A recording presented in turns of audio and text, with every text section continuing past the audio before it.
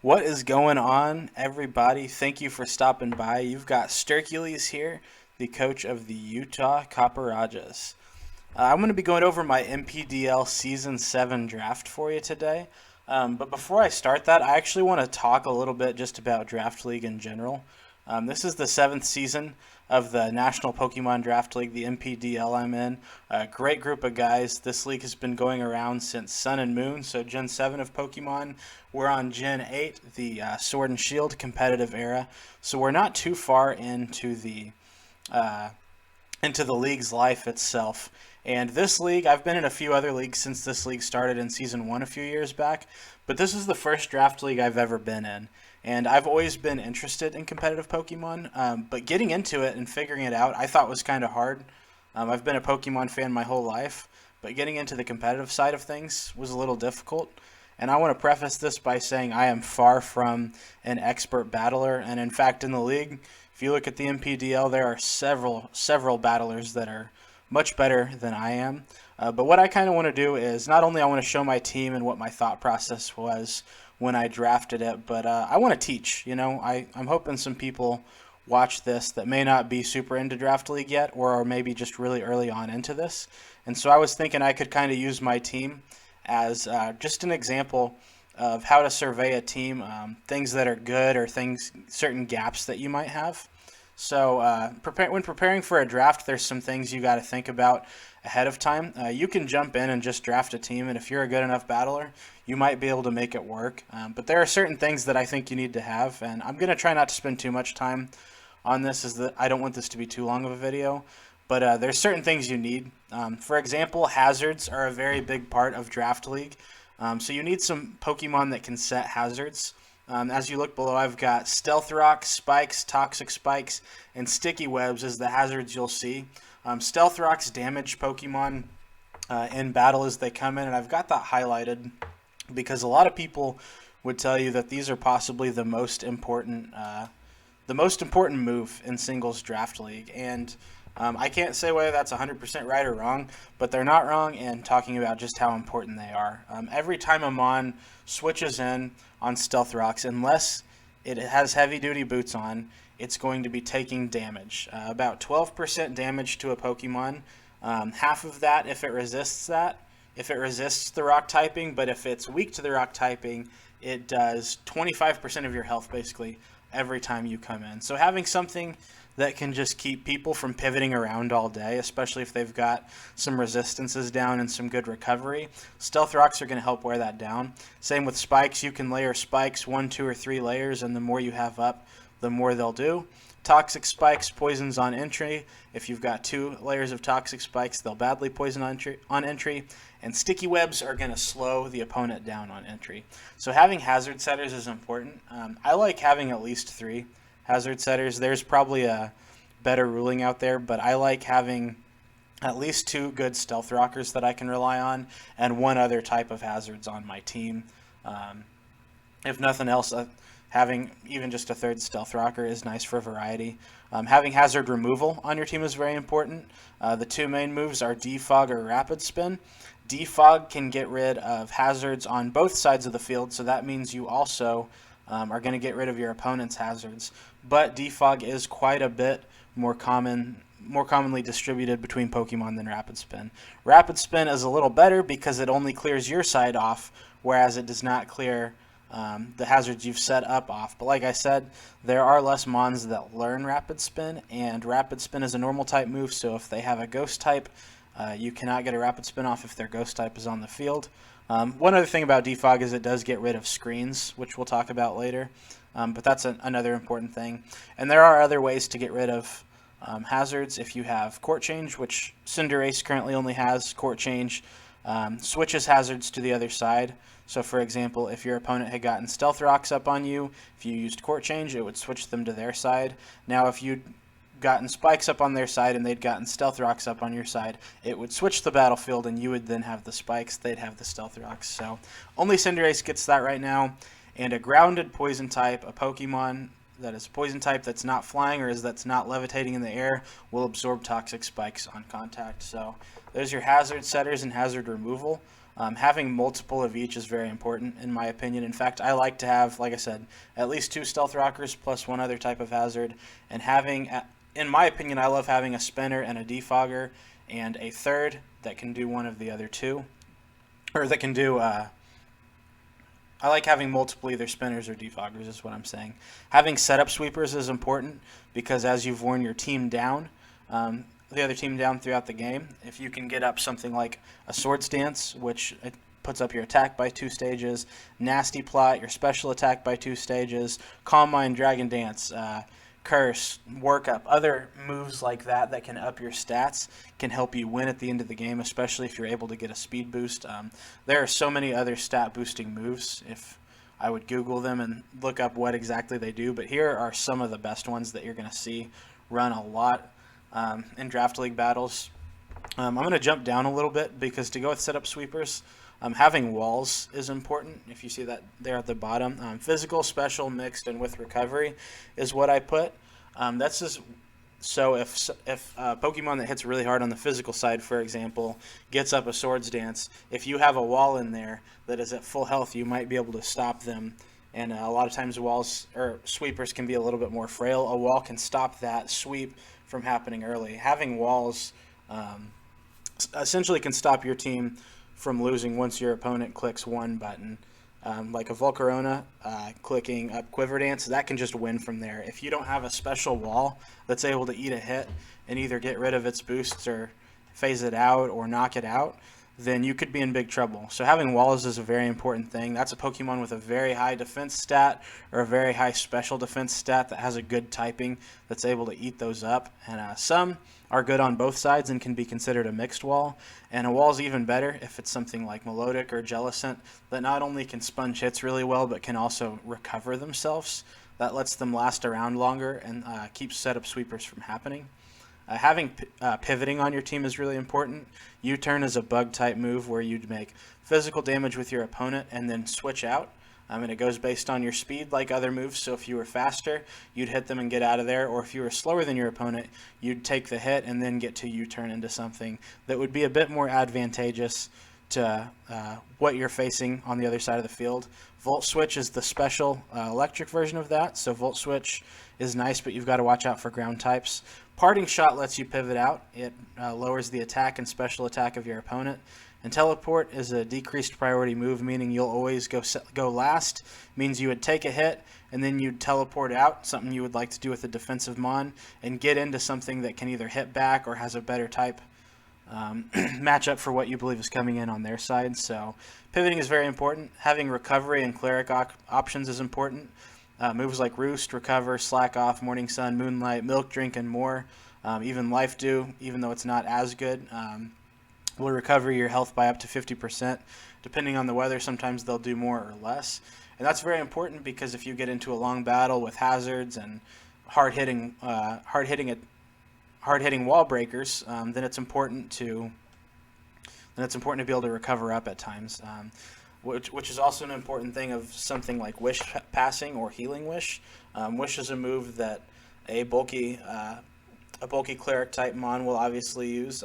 It will wish, and on the next turn it will restore 50% health of what is currently on the field. So if you had a Clefable, used Wish and then Protect, on the next turn you would end up getting your health back. But the cool thing about Wish, as opposed to something like Morning Sun or Recover, is you could toss off a Wish and then you could switch into a mon that could take the incoming hit, and then they would get up to half of the HP restored of the mon that tossed off the Wish. So if Clefable has quite a bit more HP than your incoming, let's say Lucario, your Lucario is going to get a ton of health back from that Wish because Clefable had so much HP investment.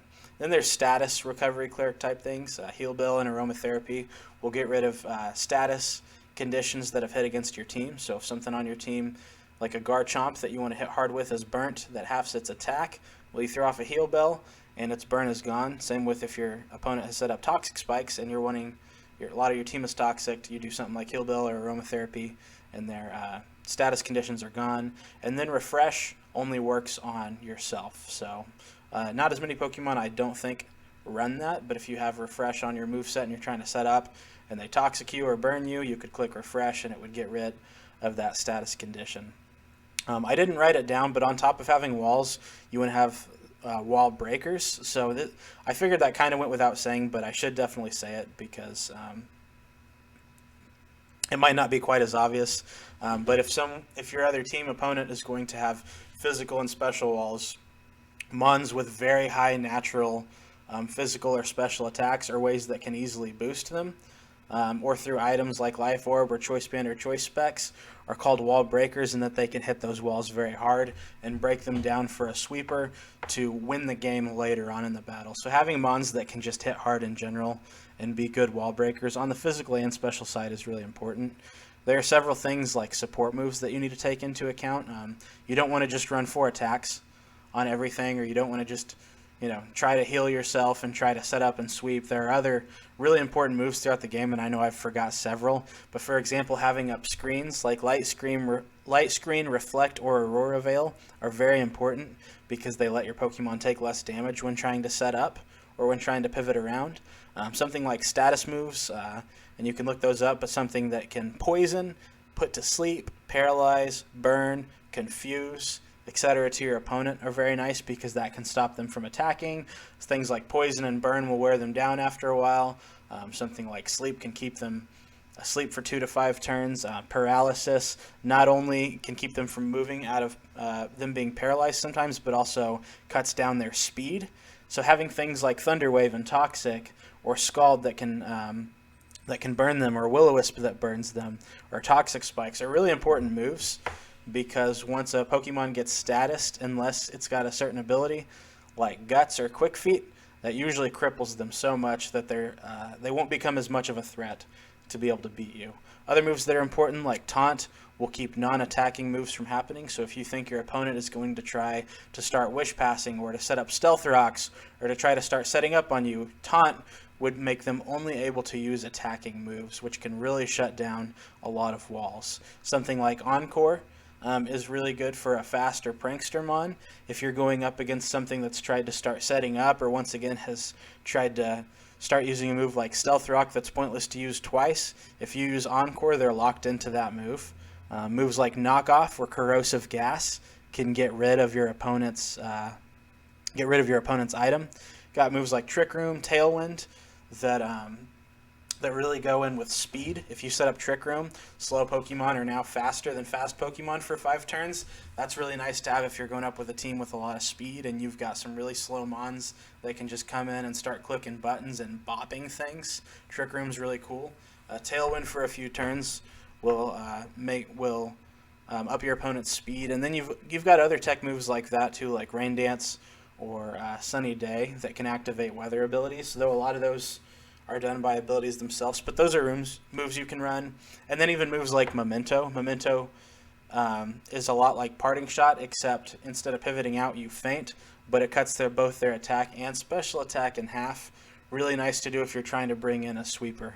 And then lastly, like I said, I'm probably missing things, but priority is very important to have, and there are different types of priority even.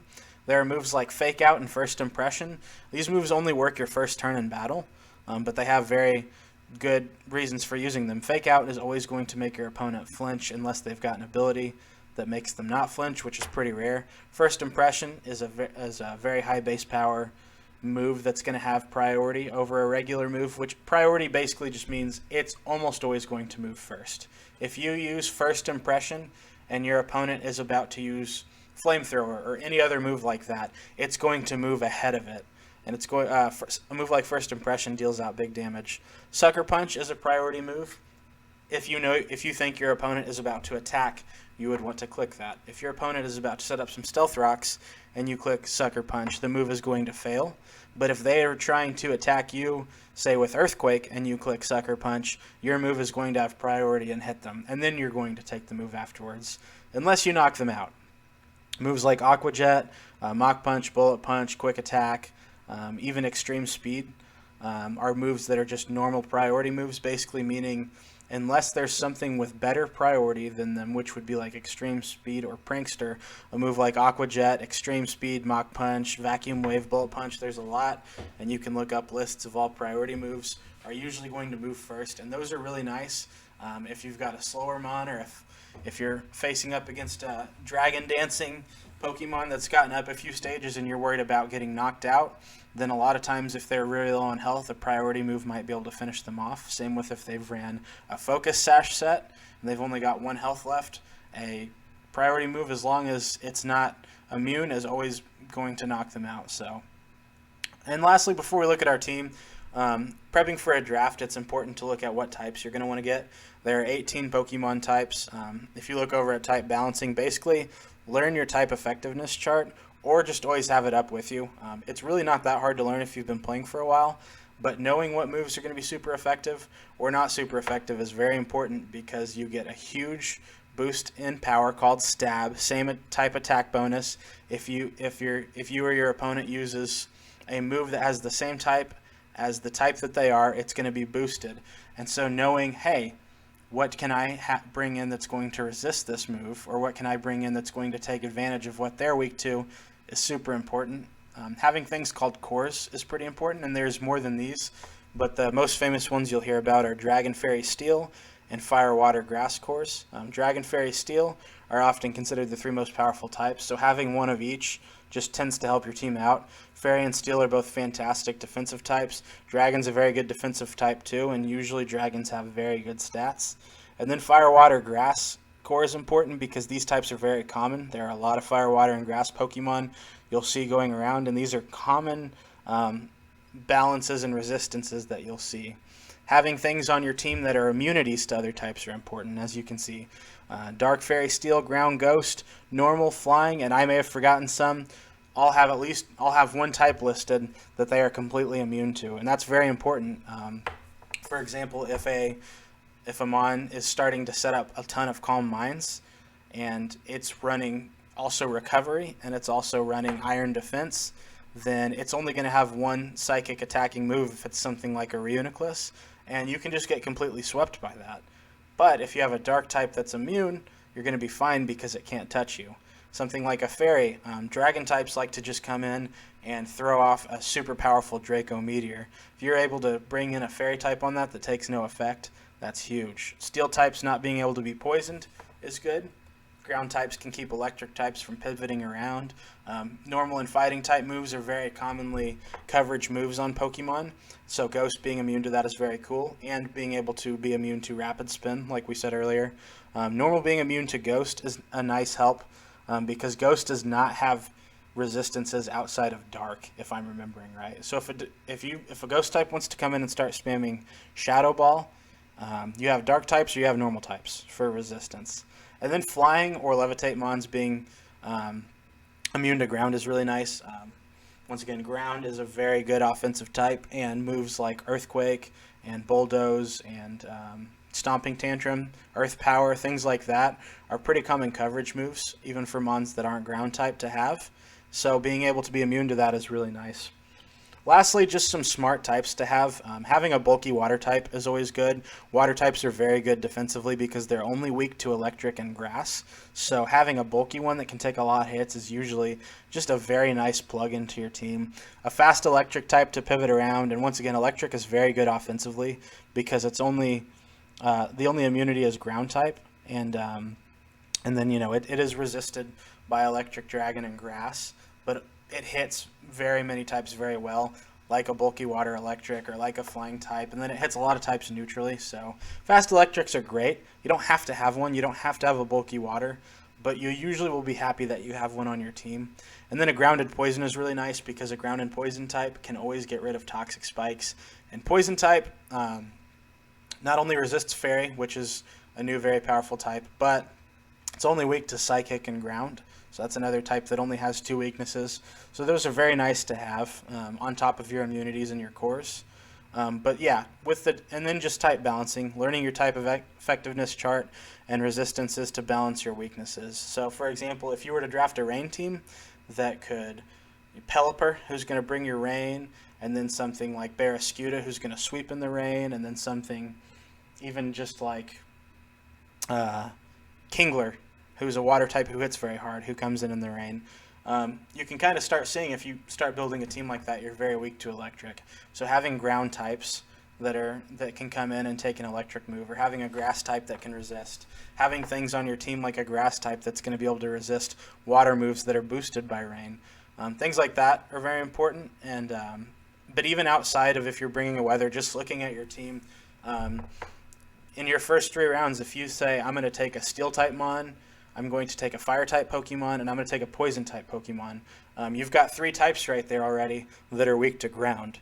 So either you need to see that ahead of time and maybe not draft one of those just yet, or you need to start drafting things now that can take ground type hits better. Now you need a grass type.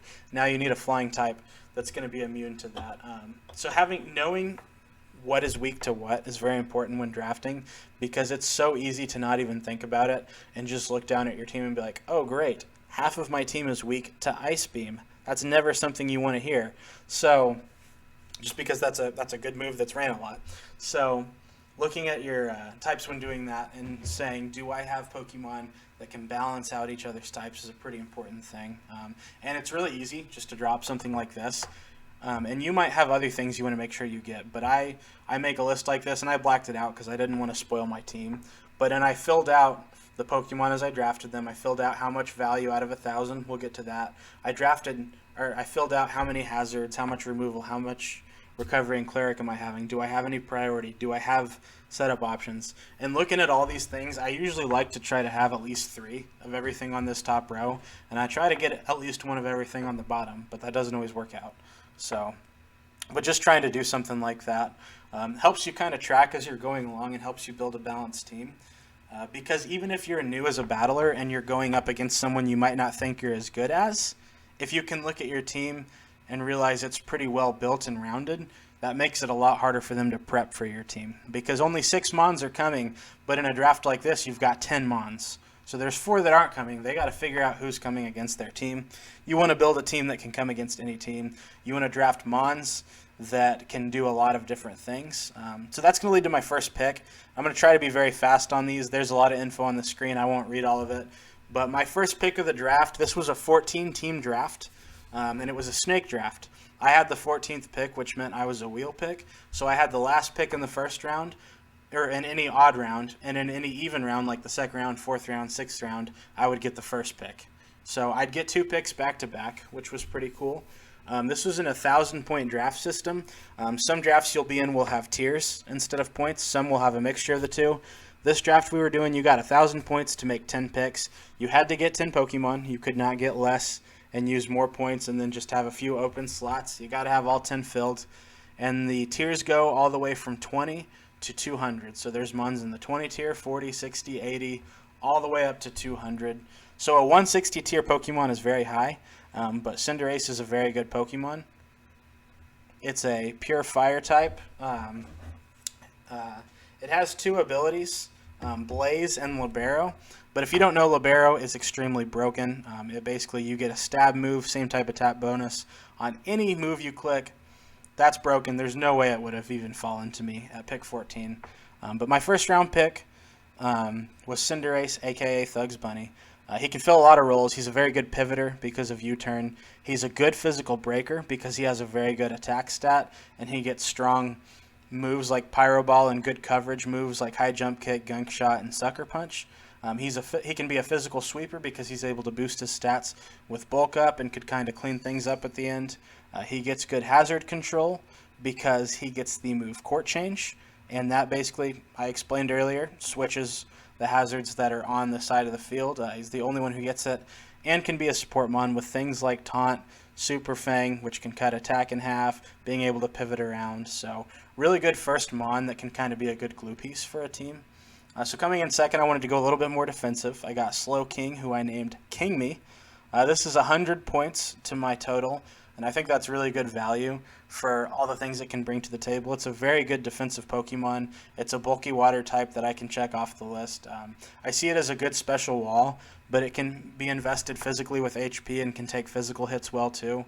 Because of the move Calm Mind, it can start to boost its special attack and special defense, and it gets good coverage with its Water Stab and its Psychic Stab. It can learn moves like Fire Blast, Ice Beam, Grass Knot that can hit a lot of coverage. of things, and then it gets cool moves like Yawn, which puts the Pokemon to sleep the next turn, Trick Room, which which makes slow Pokemon fast, fast Pokemon slow, Thunder Wave, a lot of cool things like that. And one of the best things it gets is Teleport. That makes it a pivoter. It basically would take the hit and then teleport out into something else, and that pairs really well with Regenerator. Every time a Pokemon with Regenerator switches out, it gets a third of its health back. So this is why knowing what your Pokemon abilities do ahead of time is very important too, because I start to see a Mon that has Regenerator, and I think, oh, that can stay alive for a long time because it's gaining health back, and because it gets the move Slack Off, which gives it 50% back health back every time it uses the move. Knowing that, I know I want to draft a lot of Mons that can pivot around so that it can keep taking a hit, switching out, and getting health back. Has a very good support options as well. Going to number 3, I couldn't believe this was still on the board. If you know Terrakion, Terrakion is just an offensive unit. It is a physical attacker like Cinderace, so I'm going to have to patch up some more special attackers. Slowking's a special attacker, but more offensive ones, even though it can be. I named him Khal Drogo. It's a Game of Thrones reference. He was a very good fighter and a very good horse. I almost said sword trainer. A very good horse trainer and horse rider. So, thought it was kind of perfect. But this is a physical sweeper, as it's very fast and it can get rock polish to boost its speed. It also gets Swords Dance to boost its attack. It's a very hard hitter with fighting and rock stab, like close combat and what's that move? Stone Edge or Rock Slide. Very few things can switch into both a fighting and rock type, so it's a good offensive type. Makes it a great breaker too, and it gets good coverage moves like Earthquake, Poison Jab, Mega Horn, Zen Headbutt, etc. Gets some cool tech moves like Roar and Reflect, and Taunt isn't a great move with its speed, and it is able to set up Stealth Rocks. So there's my first rocker on the team. Like I said, I always want at least 2. And since he's offensive, I want a few more that I can run a little more often without feeling like my offensive beast has to run too much. What you'll see is he's tier 200. So I've already used 460 points. I'm already knowing when I'm drafting I'm going to have to find some value picks later. And I had a few in mind that I was hoping would fall. But I went ahead and took one of what I see as a value pick now. Weezing, a tier 80, named him Carl Weezer. Tier 80 is decently low. It's lower than 100, so I'm starting to kind of balance things out. Basically, you could draft 10 tier 100 Mons, come up with a pretty good team, but if you're going to get higher tier, you got to balance with some lower tier. Pure Poison type, it can set hazards because of toxic spikes. I thought it got hazard removal, and I put this on here. I was wrong. Weezing does not get defog, only its Galarian form gets defog, so I'm a little sad about that. But I do have a few other Mons that can clear off hazards for me. But it's a good physical wall with a great physical defense. Gets some really cool support moves. And it's not a great physical or special attacker, but it's good enough that it can do either, which is cool. So that does take advantage of its poison stab on each side, things like Sludge Bomb or Gunk Shot. But it also gets things like Flamethrower. I believe it gets like Dark Pulse. It might even get like Thunderbolt and Dazzling Gleam, which are cool coverage moves, so ignore the defog on there. It can't learn that, but it can learn cool moves like Will-O-Wisp, which burns the opponent, Corrosive Gas, which gets rid of the opponent's item, Haze, which gets rid of stat changes, Memento, which KOs itself and cuts its attack and special attack of the opponent in half, Pain Split, which if the opponent has more HP, gives Weezing some HP back. So Levitate's a great ability for a poison type because it's normally weak to ground. So that gives it only one weakness, being Psychic. Neutralizing Gas is cool. It ignores the other opponent's abilities then. It makes all abilities on the field go away. And not only is that a cool ability, but it also gives Weezing the opportunity to be a grounded poison type, which if you remember me saying that means it can soak up some of my opponent's toxic spikes if they've tried to set those on me. So it's cool having 2 abilities that you can run on them on. That's something that I always encourage looking for, is like one where its ability won't be so predictable on what it'll bring, right? Like they always know on Terrakion that I'm bringing Justified because that's its only ability, which I didn't explain. If Terrakion gets hit by a dark type move, its attack is boosted 1 stage, which just makes it that much more threatening, especially because you want to hit something like Slowking, with a super effective dark type move, that's a good switch. But anyway, having multiple abilities is really nice. Copperajah is my mascot pick. Yes, I've wanted a mascot pick for so long and have never been able to make one. So I named him mascot. 100 points, so I'm still using quite a few points, but this is, in my opinion, a really good steel type. He can be a very good physical breaker and a very good hazard setter, as it's got a good HP stat, so it can usually take a hit and get up rocks. And it being such a good physical breaker is going to force a lot of switches. So if I bring this in on a fairy or rock or ice type or anything that just doesn't want to take a stab steel move on their switch, that gives me a good opportunity to get rocks up. Great attack stat and a usable special attack stat, especially with its ability Sheer Force. Sheer Force boosts the move power of a move that has a secondary effect. But it takes away the secondary effect. So for example, Iron Head is an 80 base power move with a 30% chance to flinch. Copperajah is very slow, so it's not going to be flinching many things, so it loses that chance to flinch at all by having Sheer Force as its ability, but it boosts the base power of Iron Head from an 80 base power move basically to almost an 120 base power move. So Sheer Force is very cool for moves like that and Play Rough, Earth Power, who have Rock Slide, who have a secondary effect chance on them. I love having the power. And Heavy Metal works with moves like it gets the Steel type move Heavy Slam or the Fire type move Heat Crash. Basically that just means it doubles its weight, and those moves, the more heavy you are than your opponent, the stronger they are, topping out at 120 base power, which is really nice. So, but it could be run physically almost always, but specially, it does have an 80 special attack, which is usable with Sheer Force, especially since it gets Flash Cannon, a stab, Steel type move, and Earth Power, a ground type move.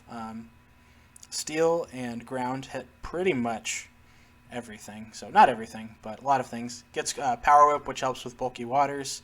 Gets Taunt. Curse is cool, ups its attack and defense, lowering its speed, and Whirlwind can phase out anything trying to set up on it. And it gets quite a bit more, but that's a lot of the cool stuff it gets. Claydol is probably the biggest value pick I got because I think this is a really good mon for tier 40. It helps my points out a lot, only bringing me up to 680 total so far, which means I can potentially make one more big play if I can get a lot of smaller value picks. It being ground and psychic is cool. I love having a ground type on the team to be immune to electric, and it's also immune to ground type moves because of its ability to levitate. This does give me a second psychic type, which means I'm fairly weak to ghost and dark types at this point. So having mons that can switch in on ghost and dark types is important. I do have Terrakion, which can switch in on dark types, and I have something else that's going to help out a little bit more with ghost and dark types as well coming up. But it's a good hazard setter with Stealth Rock. This is probably my best rocker on the team of the three I have so far, just because it can reliably get them up and it's got a good speed, making it a little harder to taunt than Copperajah. Gets hazard removal. It's probably my best hazard remover too, because Rapid Spin is a very good move. And once again, it's bulky enough on both sides to take hits, but it's fast enough that a lot of times on slower mons it could Rapid Spin before it takes a hit. It could be a physical or special wall with its very good stats, though it does not have recovery, so it can't stick around as long as a mon that would have recover or roost. It can pivot because of teleport, just like I said on Slow King.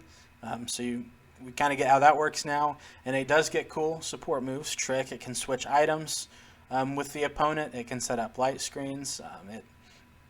I thought there was one more I wanted to talk about, but nothing else is coming to mind. It is another Trick Room setter, which is cool. And then it can be a special sweeper because it does get Calm Mind and Nasty Plot. And as you see, it gets pretty good coverage with its ground and psychic stab. It also gets Shadow Ball, Ice Beam. I think it gets Grass Knot, gets moves like that. And then it does get the ground move Scorching Sands now because of the DLC, which has a 30% chance to burn. It's the ground type version of Scald, which is very spammable to keep physical mons from setting up on you. This was one of the most fun picks because this is very late in the draft, and this is the second highest tier you can get them on from. And I thought, you know what, Terrakion and Cinderace bring a lot of power. Let's bring even more power. What an offensive trio. We'll see how well I use them because I had Hydreigon for like half of last season, and I did not use it well. Ended up trading it. just to see if someone could use it better. But his name is the Black Mamba. By the way, I did not tell you, Claydol's nickname is Shakuomon. If you watch Digimon, you are a legend. And Shakuomon was from Season 2 and was so cool. The Black Mamba is homage to Kobe Bryant, who passed away this year. He's one of the greatest basketball players of all time, was very impactful to pretty much anyone who has ever watched basketball, has been impacted by something he's done. Really sad to see him go. So wanted to name an awesome Mon after him, a Serpentine type Mon. And Hydreigon is awesome. It's a Dragon Dark type, which both of those types can be very scary, hitting hard with its awesome special attack and very usable physical attack. It's a sweeper on both sides because it gets things like Nasty Plot to boost its special attack, but it also gets Dragon Dance, which boosts its attack and speed, which is really great. Makes it a great breaker too with choice items or with life orbs, since it can hit from both sides, and it does get powerful moves like Draco Meteor, Dark Pulse, Earth Power, Earthquake, Flamethrower, Fire Blast, Flash Cannon, Iron Tail.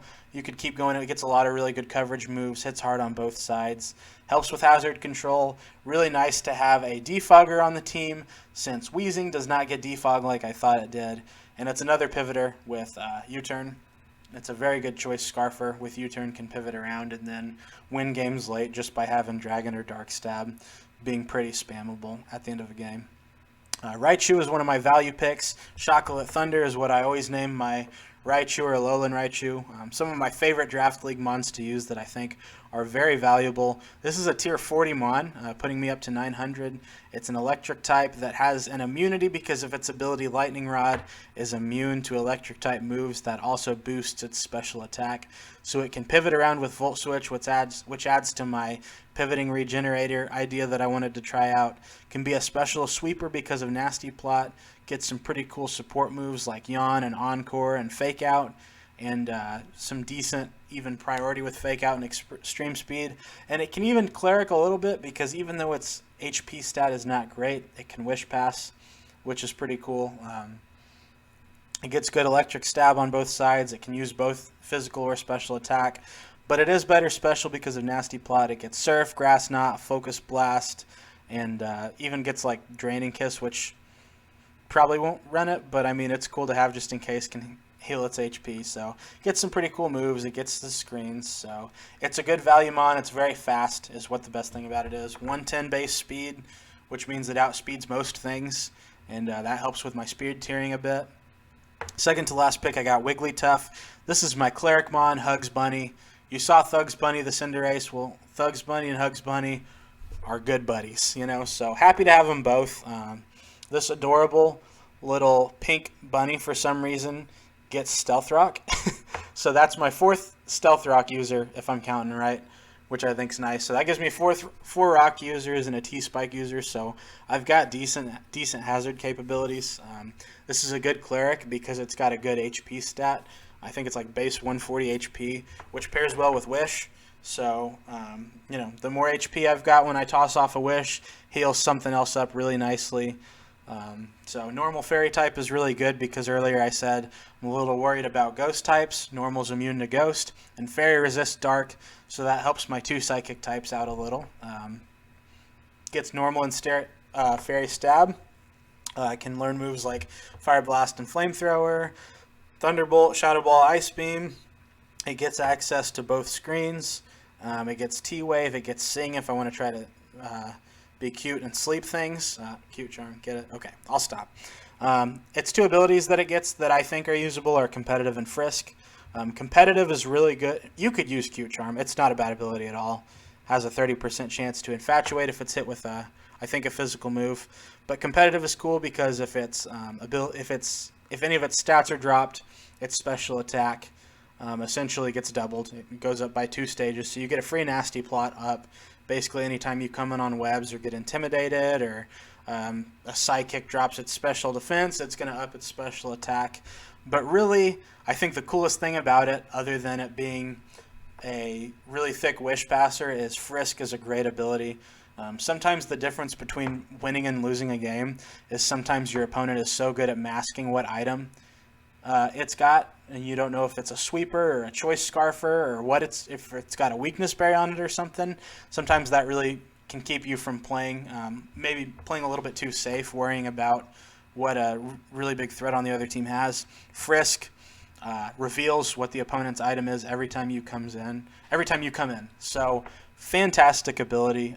Goes really well with the defensive Mon, in my opinion. So hopefully Wigglytuff will be able to help out as a pretty good value fairy that can help me find out some items and throw off some fat wishes to other members of the team. My last pick is Tangela. I named him Boots because it's got boots. I guess it's a Dora the Explorer reference too. I wasn't planning that, but you know what? I'm here for it. You know what? Celebrate the Dora the Explorer reference. This gives me the most important thing. I wanted a second Regenerator Mon to pair with Slowking.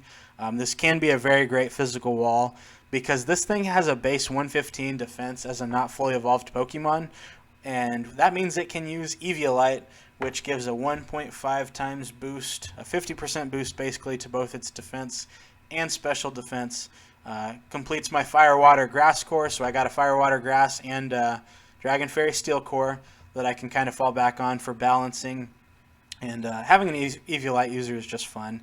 It gets its Grass Stab, and this thing is just good at staying alive because not only is it pretty thick with its stats, with holding an Eviolite and having Regenerator, but also it can use moves like Giga Drain that regain health. It can throw off Leech Seeds that are going to bring health back to it. It gets the powder moves, Sleep Powder, Poison Powder, and Stun Spore, which can be cool to help put up to help kind of just slow down other Mons with Poison, Sleep, or Paralysis. And it does get a few okay coverage moves too with Ancient Power, Sludge Bomb. It can throw off a Reflect. But mostly this thing is just to be annoying, really hard to kill and stay alive for only 40 points, and I absolutely love to see that. So that's my team. Now I can kind of show you, this is what my draft planning sheet ended up looking like. So you can kind of, as you're drafting, see like, okay, how many points do I have left? Hazards, removal, do I have good recovery cleric options? Do I have some priority? Priority is probably the weakest thing on my team because a lot of, like, these aren't the greatest options here, but do I have good setup options? Do I have some support moves and pivoting? Am I checking off these boxes? Just helps you as you go. I did just want to kind of show you too, something you want to look at is your speed tiers. What kind of gaps do you have between your speed? Because as your opponents go against you, they're going to try to speed creep you, right? So they see that my Claydol is base 75 speed. So they are going to look up what speed that would be if I didn't invest, and they're going to try to one-up it. Now, if I had something else really close to it, like one that was 76 speed, they could go ahead and go up and try to outspeed both of those at the same time and kind of save themselves.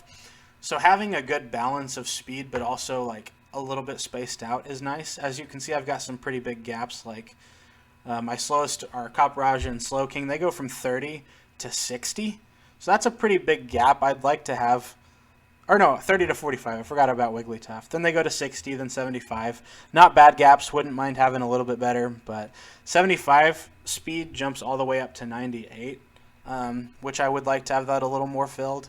But I like how high my speed tiers go because then I have a 108 Mon, a 110 speed Mon, and then 119, which is great. There's only like 4 or 5 Mons in this meta that are going to be faster than Cinderace. So, and a few of them you're not going to see much. So, and this Draft League NL thing we use kind of can show you how much hazard control do you have? Do you have plenty of rocks? Do you have defog spin? I also have Court Change, which is hazard control, but I guess it's not considered on this. Cleric options. I have Heal Bell. I have Wish Passers. I have some priority that's not amazing, but you know, Sucker Punch and Extreme Speed, Fake Out, those are cool. So this is just something that kind of helps out. And this just shows you, like, this is coming from a guy who's a very average battler. I'm 13 and 21. This is actually only for the last 3 seasons. We've done 6 seasons of NPDL, and I seriously think my record is like 33 and 32 with a 0 differential, basically meaning my team dies just as much as they kill, which you usually want to have a positive. So if mine's been negative the past few seasons. For the 6 seasons we've done it, it's been right at average. Show you I'm a pretty average, middle of the road battler. But when I started off, I was just worried about being able to keep up at all. Really, when it comes down to it, this is all for fun. This is to have a good time. But I kind of just had in heart maybe some people would come here not really knowing Draft League too well. Hopefully looking at this kind of shows you how can I build a pretty balanced team that has threats, that can be fun to use, that can be good. And knowing this coming also from someone who's a lot of times I'll get on YouTube and go watch some of my favorite PokeTubers. And, I'll kind of pick up their tips, but I'm also like, these guys are like professional battlers. Just a regular guy who is pretty average. But I hope these help you out as you play and as you build skills for competitive. Just little things like this are really helpful. Hope you enjoyed the team. I definitely have had fun just looking over the team, and I'm hoping this team can be pretty solid going forward throughout the season. I will do weekly updates on the games I have, and I'll do a team builder right before I show you each game recap. I'll keep up to date with with my record, with the matches I play, and I also plan every few weeks just to look over the other coaches. Maybe give a spotlight, talk about how long they've been in the league, talk about just things about their team that I like or that I think they could fix, just for fun, really. Our league is a great league. We got a bunch of good battlers, and we got a few guys who also post stuff. So I'll try to link them below so you can just learn a little bit more about the NPDL. So anyway, I've been talking for too long. My throat hurts. Thanks for stopping by. If you made it this far, you are a legend, and I love you. Please have a great day.